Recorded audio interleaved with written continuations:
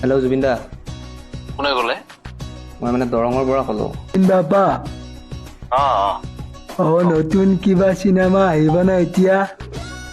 Welcome back.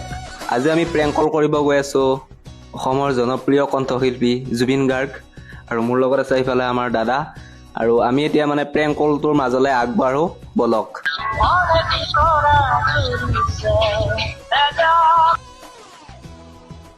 Hello' Zubeen দা, কোনে ক'লে?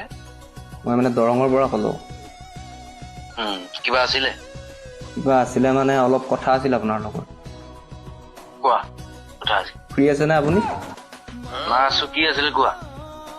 দাদা মই মানে এইবাৰ BA পঢ়ি আছোঁ হা। আচ্ছা। মোৰ মানে লগত আছে আমাৰ বৰ্তা।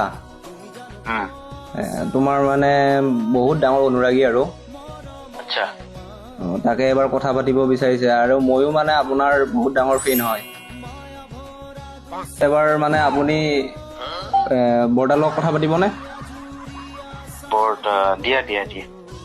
হেল্ল' জুবিন বাবা, নতুন কিবা চিনেমা আহিব না এতিয়া? নতুন চিনেমা আহিব, ৰৈ বিনালে। ৰৈ বিনালে।